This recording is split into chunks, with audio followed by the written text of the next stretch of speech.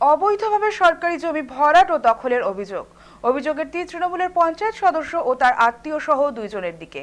ঘটনাটি ঘটেছে হিঙ্গলগঞ্জের কেওড়াখালী এলাকায়। স্থানীয় সূত্রে খবর, সরকারি পুকুর সহ দুটি সরকারি জমি মাটি ফেলে ভরাট করে দখলের চেষ্টা চলছে প্রকাশ্যেই। অভিযোগ অনুযায়ী এ কাজের সঙ্গে জড়িত স্থানীয় তৃণমূল পঞ্চায়েতের সদস্যের দেওর এবং এলাকারই আরেক বাসিন্দা। আরও জানা গিয়েছে, হাসনাবাদ হিঙ্গলগঞ্জগামী পিডব্লিউডি রোডের ধারে থাকা পিডব্লিউ এর জমি, পুকুর এবং পাশাপাশি তাদের নিজস্ব পুকুরে একযোগে মাটি ফেলা হচ্ছে।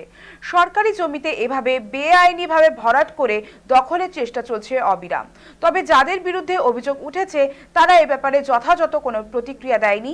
এখন দেখার বিষয় আগামীতে প্রশাসন কি পদক্ষেপ নেয়।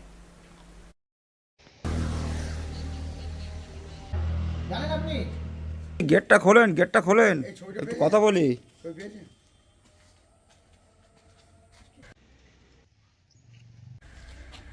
না, যে পুকুর ভরাট করছে সরকারি জায়গা তো সব জায়গায় কিছু আছে, কিছু তো আছে, কতটা আছে সরকারি জায়গা? হাফের মতন হবে হয়তো। আগে এবার বন্ধ হয়ে গেল, আবার করছে, তো আমরা কী করে বলবো কি করেছি না করেছি। পুলিশ এসেছিল আগেবার? পুলিশ এসেছিল?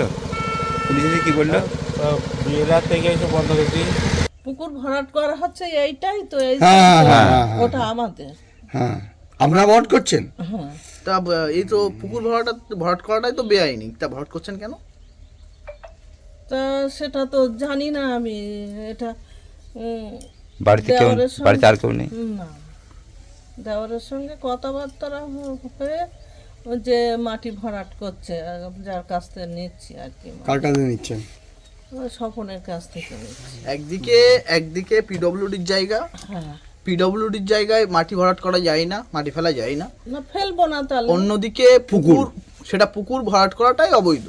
হ্যাঁ, তা আপনারা পুকুর ভরাট কেন করছেন? ওই জন্য তো গতবার ওটা তো বন্ধ ছিল, ওই ভরাট করা হয়নি। একদম পিডব্লিউডির জায়গায় পুকুর সহ মাটি দিয়ে ভরাট করছে অবৈধভাবে, একদম পিডব্লিউডির জায়গায়।